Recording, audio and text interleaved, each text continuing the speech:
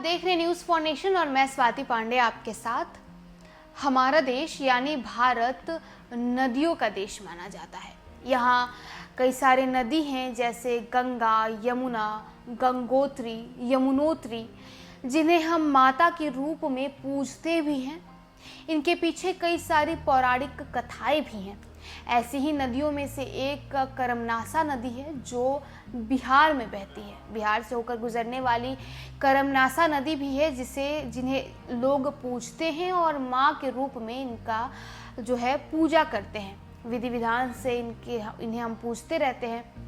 आपको बताते हैं करमनासा नदी के पीछे जुड़ी हुई पौराणिक कथा, जिसे इतिहास से लोग जानते हैं और इसके पीछे जो मूल रूप से जो कहानी छिपी हुई है आखिर क्या है, हम आपको बताते हैं। भारत नदियों का देश है। यहाँ गंगा, यमुना, सरस्वती, कावेरी ऐसी तमाम नदियाँ हैं जो बहती हैं, जिन्हें हम पूजते हैं। इन सभी की पौराणिक मान्यता भी हैं और इनसे जुड़ी कई कहानियाँ भी छिपी हैं। कहते हैं सारे तीर्थ बार बार लेकिन गंगा सागर एक बार।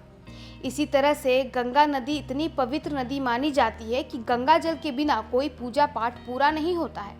ऐसे ही कई नदियाँ शापित भी हैं जिन्हें लोग छूने से डरते हैं। भारत देश में एक नदी ऐसी है जिसका संबंध गुरु वशिष्ठ और सत्यव्रत यानी त्रिशंकु नाम के राजा से है। ये नदी बिहार में है और इसका नाम करमनासा है।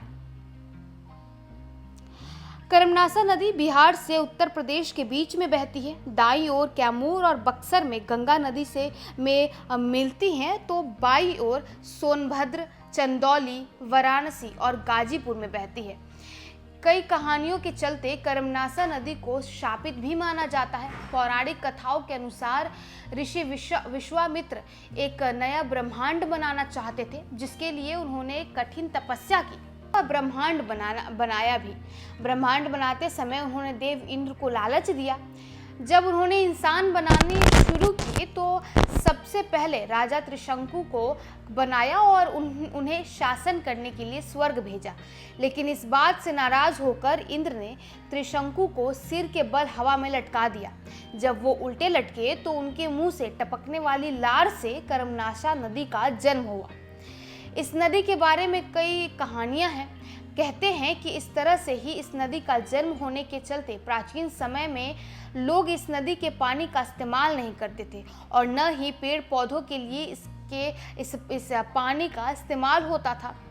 कई किंवदंतियां होने के बावजूद भी करमनासा नदी की प्राकृतिक सुंदरता देखने यहाँ पर कई लोग आते हैं, कई पर्यटक भी आते हैं। इसकी प्रमुख सहायक नदियाँ चंद्रप्रभा, दुर्गावती नदी, करुरुती और खजूरी है। और करमनासा नदी में देवदारी और चनपत्थर नाम के दो झरने भी हैं, जो अपनी ऊंचाई और विदेशी प्राकृतिक सुंदरता के कारण महत्वपूर्ण पर्यटक आकर्षक हैं।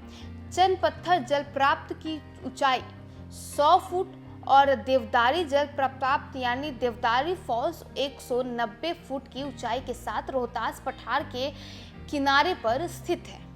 तो देखिए, जहाँ एक तरफ भारत में कई ऐसी नदियाँ हैं जिन्हें हम पूजते हैं, जिन्हें हम माँ का स्वरूप मानते हैं, लेकिन कई ऐसी भी नदी हैं जिन्हें हम शापित मानते हैं और जिसके वजह से उस वहाँ का पानी जो है उसका इस्तेमाल नहीं करते हैं। ऐसी में ही एक शापित नदी के नाम से विख्यात है बिहार का करमनासा नदी, जो बिहार से उत्तर प्रदेश के बीच में बहती है। कहा जाता है कि इंद्रदेव के लार की वजह से ये नदी बनी और जिसके कारण उस समय जो इंसान जो रहते थे ज़मीन पर वो इस नदी के पानी का इस्तेमाल नहीं करते थे और आज भी लोग उस नदी के पानी का इस्तेमाल नहीं करते। हालांकि टूरिस्ट प्लेस से लोग घूमने आते हैं और जिसके कारण ये जो करमनासा नदी है ये विख्यात है। तो चलिए, इस खबर में बस इतना ही और ऐसे तमाम दिलचस्प कहानी और किस्सों के लिए आप देखते रहे न्यूज़ फॉर नेशन। धन्यवाद।